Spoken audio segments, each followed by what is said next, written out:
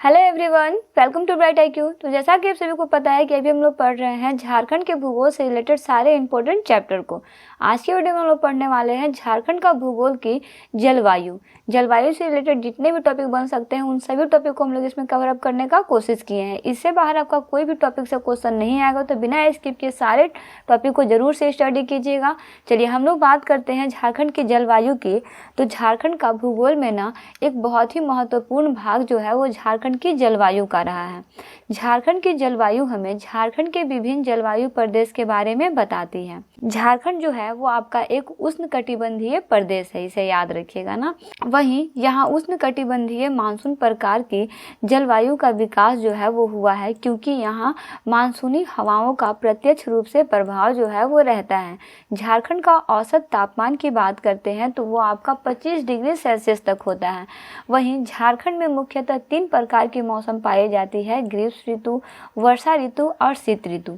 चलिए एक लाइन से समझते हैं। बात करते हैं ग्रीष्म ऋतु की, तो मई झारखंड में सबसे अधिक गर्मी वाला महीना होता है। याद रखिएगा, झारखंड में सबसे गर्मी वाला महीना जो है वो आपका मई का महीना होता है। मार्च महीने से तापमान में वृद्धि के साथ गर्मी के मौसम का प्रारंभ जो है वो हो जाता है, और गर्मी के मौसम में झारखंड का औसतन तापमान जो है वो आपका 29 डिग्री सेल्सियस से लेकर के 45 डिग्री सेल्सियस के बीच रहता है।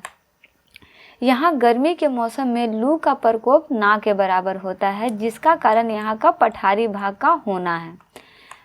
इसमें एक टॉपिक आप और भी याद रखिएगा कि झारखंड राज्य का सबसे गर्म स्थान कौन सा है, तो वह हमारा जमशेदपुर। जमशेदपुर जो है वो झारखंड का सबसे गर्म स्थान है ना।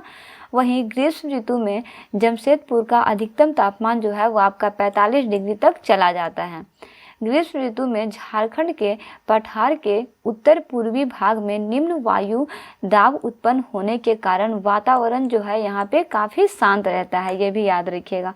बात करते हैं वर्षा ऋतु की, तो यहाँ मई महीने में नार्वेस्टर के प्रभाव से त्वरित झंझायुक्त वर्षा जो है वो होने लगती है। इसे आम्र वर्षा भी कहा जाता है। झारखंड में वर्षा ऋतु जून के महीने से प्रारंभ होता है ना। याद रखिएगा कि झारखंड में वर्षा ऋतु जून के महीने में प्रारंभ होता है। वहीं झारखंड में मुख्यतः दक्षिणी पश्चिमी मानसून पवनों के द्वारा जो है वो वर्षा होती है। वहीं यहाँ बंगाल की खाड़ी शाखा तथा अरब सागर की शाखा द्वारा भी वर्षा जो है वो होती है, याद रखिएगा ना।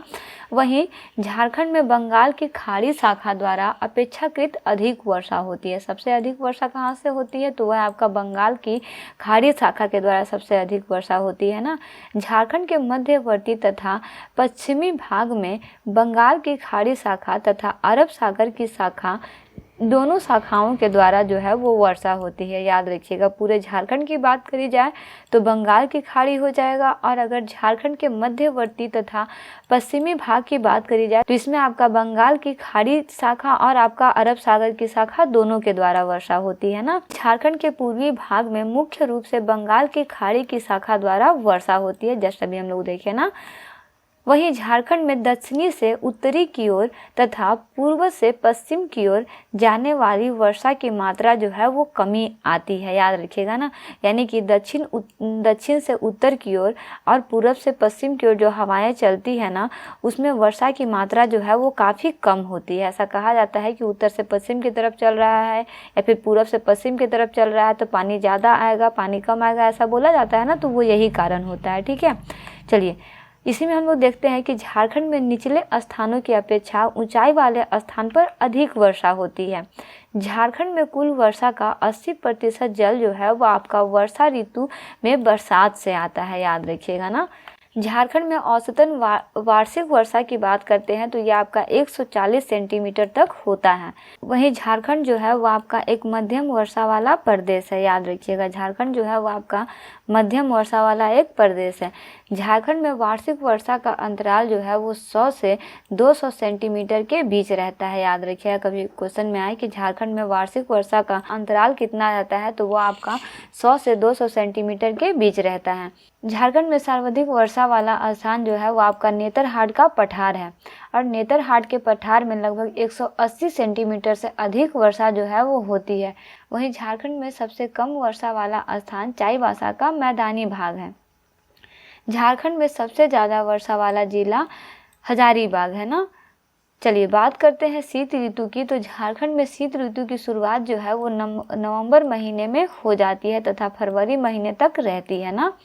वहीं झारखंड पठारी क्षेत्र होने के कारण यहाँ मैदानी इलाकों की तुलना में अधिक ठंड जो है वो पड़ती है। याद रखिए कि झारखंड पठारी क्षेत्र होने के कारण यहाँ मैदानी इलाकों की तुलना में ठंड अधिक होती है। वो कौन सा जगह है? तो वह है आपका झारखंड ना। चलिए इसमें एक चीज़ आपको और भी याद रखना है कि शीत ऋतु में झारखंड राज्य का तापमान 15 डिग्री सेल्सियस से 21 डिग्री सेल्सियस तक रहता है। वहीं इस समय पश्चिमी विक्षोभ के कारण वर्षा होती है जो रबी फसल के लिए काफ़ी लाभदायक होती है। झारखंड का सर्वाधिक ठंडा महीना जो है वो आपका जनवरी होता है और झारखंड का सर्वाधिक ठंडा स्थान जो है वो आपका नेतरहाट है। दोनों टॉपिक को याद रखिएगा। शीत ऋतु में झारखंड का न्यूनतम तापमान जो है वो आपका 7 डिग्री सेल्सियस तक होता है। झारखंड का भूगोल की जलवायु के प्रकार की बात करते हैं तो सामान्यतः झारखंड के जलवायु प्रदेश को 7 भागों में बांटा गया है। झारखंड के 7 जलवायु प्रदेश महाद्वीपीय प्रकार, उप महाद्वीपीय प्रकार, डेल्टा प्रकार, सागर प्रभावित प्रकार, आर्द्र वर्षा प्रकार, तीव्र तथा सुखद प्रकार और आपका शीत वर्षा प्रकार। इस तरह से टोटल 7 जलवायु प्रदेश जो है वो पाए जाते हैं। महाद्वीपीय प्रकार की बात करते हैं तो झारखंड जलवायु प्रदेश में महाद्वीपीय प्रकार से प्रभावित क्षेत्र झारखंड का उत्तरी एवं उत्तरी पश्चिमी क्षेत्र है। झारखंड का उत्तरी एवं उत्तरी पश्चिमी क्षेत्र जो है वो आपका चतरा, हजारीबाग, पलामू, गढ़वा, देवघर, गोड्डा, उत्तरी दुमका, गिरिडीह का मध्यवर्ती भाग है ना। वहीं झारखंड जलवायु प्रदेश में महाद्वीपीय प्रकार से प्रभावित क्षेत्र में औसतन वार्षिक वर्षा जो है वो आपका 114 सेंटीमीटर से 127 सेंटीमीटर तक होती है। झारखंड जलवायु प्रदेश में महाद्वीपीय प्रकार क्षेत्र की विशेषता ठंड के मौसम में अत्यधिक ठंड तथा गर्मी के मौसम में अत्यधिक गर्म होना है ना। वहीं उप महाद्वीपीय प्रकार की बात करते हैं तो झारखंड जलवायु प्रदेश में उप महाद्वीपीय प्रकार से प्रभावित क्षेत्र झारखंड का मध्यवर्ती क्षेत्र होता है। झारखंड का मध्यवर्ती क्षेत्र धनबाद, बोकारो, जामताड़ा, दक्षिणी पश्चिमी दुमका, पूर्वी लातेहार, दक्षिणी लातेहार और दक्षिणी हजारीबाग है। वहीं झारखंड जलवायु प्रदेश में उप महाद्वीपीय प्रकार से प्रभावित क्षेत्र में औसतन वार्षिक वर्षा जो है वो आपका 127 सेंटीमीटर से लेकर 165 सेंटीमीटर तक होती है। झारखंड जलवायु प्रदेश के उप महाद्वीपीय प्रकार क्षेत्र की विशेषता तापमान में अपेक्षाकृत कमी तथा वर्षा में अपेक्षाकृत अधिकता का होना है। इस कारण इसे एक विशेष प्रकार का उप महाद्वीपीय प्रकार की जलवायु का दर्जा भी दिया गया है ना। वहीं डेल्टा प्रकार की बात करते हैं तो झारखंड जलवायु प्रदेश में डेल्टा प्रकार से प्रभावित क्षेत्र पूर्वी संथाल परगना क्षेत्र है। पूर्वी संथाल परगना क्षेत्र जो है वो आपका साहेबगंज तथा पाकुड़ है। वहीं झारखंड जलवायु प्रदेश में डेल्टा प्रकार से प्रभावित क्षेत्र में औसतन वार्षिक वर्षा जो है वो आपका 152 सेंटीमीटर तक होती है। झारखंड जलवायु प्रदेश के डेल्टा प्रकार क्षेत्र की विशेषता पश्चिमी बंगाल के नॉर्थवेस्टर्न क्षेत्र के समान जलवायु का होना है। सागर प्रभावित प्रकार की बात करते हैं तो झारखंड जलवायु प्रदेश में सागर प्रभावित प्रकार से प्रभावित क्षेत्र पूर्वी सिंहभूम क्षेत्र है ना। वहीं पूर्वी सिंहभूम क्षेत्र सरायकेला, खरसावां, पूर्वी सिंहभूम, पश्चिमी सिंहभूम का पूर्वी भाग है। झारखंड जलवायु प्रदेश में सागर प्रभावित प्रकार से प्रभावित क्षेत्र की बात करते हैं तो यहाँ की औसतन वार्षिक वर्षा जो है वो आपका 140 सेंटीमीटर से 152 सेंटीमीटर तक होती है। झारखंड जलवायु प्रदेश के सागरीय प्रभावित प्रकार क्षेत्र की विशेषता मानसून से पहले तड़ित झंझा ग्रीष्म काल से सर्वाधिक वर्षा का होना है ना।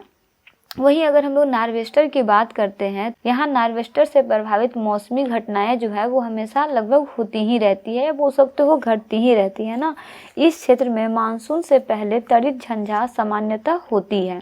देखिए बहुत सारा टॉपिक इसमें ऐसा है जो आपको समराइज करना बहुत इंपॉर्टेंट है। बेसिकली अगर इसमें आगे हम लोग देखते हैं, यह जलवायु प्रकार ग्रीष्म काल में सर्वाधिक वर्षा कराती है। याद रखिएगा। अगर हम लोग आर्द्र वर्षा प्रकार की बात करते हैं तो झारखंड जलवायु प्रदेश में आर्द्र वर्षा प्रकार से प्रभावित क्षेत्र पश्चिमी सिंहभूम का पश्चिमी क्षेत्र है। वहीं पश्चिमी सिंहभूम का पश्चिमी क्षेत्र जो है आपका सिमडेगा तथा पश्चिमी सिंहभूम के मध्य तथा पश्चिमी क्षेत्र है, ये तीनों है ना। वहीं झारखंड जलवायु प्रदेश में आर्द्र वर्षा प्रकार से प्रभावित क्षेत्र में औसत वार्षिक वर्षा जो है वो आपका 52 सेंटीमीटर से अधिक होती है। ये भी टॉपिक आप इसमें याद रखिएगा। चलिए नेक्स्ट टॉपिक इसमें है कि झारखंड जलवायु प्रदेश के अर्धवर्षा प्रकार क्षेत्र की विशेषता मानसून की दोनों शाखाओं बंगाल की खाड़ी की शाखा तथा अरब सागर की शाखा द्वारा वर्षा होना है ना। वही तीव्र तथा सुखद प्रकार की बात करते हैं तो झारखंड जलवायु प्रदेश में तीव्र तथा सुखद प्रकार से प्रभावित क्षेत्र रांची हजारीबाग का पठारी क्षेत्र है। रांची हजारीबाग का पठारी क्षेत्र रांची तथा हजारीबाग के अंदर आता है। ऐसी जलवायु झारखंड के अन्य क्षेत्र में नहीं पाई जाती है ना। चलिए इसी का एक और टॉपिक आपको याद रखना बहुत महत्वपूर्ण है कि झारखंड जलवायु प्रदेश में तीव्र एवं सुखद प्रकार से प्रभावित क्षेत्र में औसतन वार्षिक वर्षा जो है वो आपका 148 सेंटीमीटर से अधिक होती है। झारखंड जलवायु प्रदेश में तीव्र तथा सुखद प्रकार से प्रभावित क्षेत्र जो है वो आपका पाट क्षेत्र है। याद रखिएगा कौन सा क्षेत्र है, तो वो आपका पाट क्षेत्र है ना। चलिए इसी में एक टॉपिक आप याद रखिएगा कि पाट क्षेत्र जो है वो आपका लोहरदगा और गुमला का क्षेत्र है। लोहरदगा और गुमला के क्षेत्र को क्या बोलते हैं, पाट क्षेत्र बोलते हैं ना। बात करते हैं शीत ऋतु की, तो झारखंड जलवायु प्रदेश में शीत वर्षा प्रकार से प्रभावित क्षेत्र में औसतन वार्षिक वर्षा जो है वो आपका 203 सेंटीमीटर से अधिक होती है। वहीं झारखंड जलवायु प्रदेश के शीत वर्षा प्रकार क्षेत्र की विशेषता जो है वो आपका सर्वाधिक वर्षा, ग्रीष्म ऋतु में ठंडा मौसम, शीत ऋतु में भी वर्षा होना, ये सारे प्रकार इसके हैं ना। वहीं इस क्षेत्र में सबसे ज़्यादा वर्षा जो है वो होती है तथा शीत ऋतु में भी वर्षा होती है, याद रखिएगा ना। चलिए बात करते हैं इसमें कुछ इम्पोर्टेंट और टॉपिक की, तो इस क्षेत्र में बादल का निर्माण जो है वो ज़्यादा होने के कारण अधिक वर्षा होती है और गर्मी के मौसम में भी इस क्षेत्र में वातावरण ठंडा रहता है और ठंडा के कारण मौसम में यहाँ की ठंड और भी बढ़ जाती है, जिससे इस क्षेत्र का तापमान जो है वो फ्रीजिंग पॉइंट से भी नीचे चला जाता है। इसे याद रखिएगा ना। चलिए हम लोग बात करते हैं झारखंड की जलवायु राष्ट्रीय आपदा प्रबंधन संस्था की। इसके अनुसार क्या है ना कि झारखंड राज्य को 3 कृषि जलवायु प्रदेश में बांटा जा सकता है। पहला आपका है कृषि जलवायु प्रदेश, मध्य व उत्तर पूर्वी पठार, पश्चिमी पठार तथा दक्षिणी पूर्वी पठार। चलिए एक एक करके इसके बारे में जानते हैं। बात करते हैं मध्य व उत्तर पूर्वी पठार की, तो मध्य व उत्तर पूर्वी पठार के जलवायु प्रदेश से संबंधित जिले चतरा, हजारीबाग, देवघर, पाकुड़, गोड्डा, कोडरमा, रामगढ़, गिरिडीह, जामताड़ा, साहेबगंज, बोकारो, रांची, धनबाद और दुमका है। इस क्षेत्र की विशेषता क्या है, अगर विशेषता की बात करते हैं तो औसतन वर्षा जो है वो आपका 140 से लेकर के 152 सेंटीमीटर तक होती है। वर्षा जो है यहाँ पे असमान मात्रा में होती है और मानसून का देर से आना और जल्दी चले जाना इसका एक मुख्य कारण होता है ना। बात करते हैं पश्चिमी पठार की, तो पश्चिमी पठार के जलवायु प्रदेश से संबंधित जिले लातेहार, पलामू, गढ़वा, गुमला, सिमडेगा, खूंटी और लोहरदगा है। इस जलवायु प्रदेश की विशेषता की बात करते हैं तो झारखंड में सबसे ऊंचाई पर स्थित जलवायु क्षेत्र है। वर्षा में यहाँ पे भी असमानता होती है और पाट क्षेत्र में यहाँ पे अधिक वर्षा होती है ना। दक्षिणी पूर्वी पठार की बात करते हैं तो दक्षिणी पूर्वी पठार के जलवायु प्रदेश से संबंधित जिले पूर्वी सिंहभूम, पश्चिमी सिंहभूम तथा सरायकेला खरसावां हैं। इस जलवायु प्रदेश की विशेषता की बात करते हैं तो औसतन वर्षा जो है वो आपका 142 सेंटीमीटर से 155 सेंटीमीटर तक होती है। वर्षा में काफ़ी असमानता पाई जाती है और पूर्वी भाग में अधिक वर्षा जो है वो होती है। जलवायु की बात करते हैं तो जलवायु के सागर से प्रभावित होने के कारण आर्द्र यहाँ पे आर्द्रता जो है यहाँ पे सबसे ज़्यादा यानी अधिक होती है ना। तो इस तरह से बेसिकली आज की वीडियो हम लोग झारखंड के भूगोल की जलवायु से रिलेटेड सारे इंपॉर्टेंट टॉपिक को कवर अप कर चुके हैं। अगर आप इतने टॉपिक को कवर कर लेते हैं तो यकीन मानिए झारखंड के भूगोल की जलवायु से आपका कोई भी क्वेश्चन जो है वो स्किप नहीं होगा। अभी तक हम लोग टोटल 7 चैप्टर को स्टडी कर चुके हैं, 3 चैप्टर और हमारा बचा हुआ है। उसके बाद में आपका झारखंड का भूगोल जो है वो पूरी तरह से कंप्लीट हो जाएगा। इसके बाद आप सारे चैप्टर को अच्छे से स्टडी कर लीजिए। स्टडी करने के बाद आप जो भी सेट पेपर को सॉल्व करेंगे जिसमें आपका ज्योग्राफी आता होगा वो सारा ज्योग्राफी का क्वेश्चन जो है वो आप अपने आप ही सॉल्व करने लगोगे। तो सारे कॉन्सेप्ट को अच्छे से रिवीजन करते रहिए। कॉन्सेप्ट में कोई प्रॉब्लम हो, कोई रिलेवेंट कंटेंट चाहिए तो प्लीज़ कमेंट में कमेंट जरूर कीजिएगा। मिलते हैं नेक्स्ट वीडियो में एक इंपॉर्टेंट पार्ट, एक इंपॉर्टेंट टॉपिक के साथ। Thanks for watching, like and subscribe right IQ।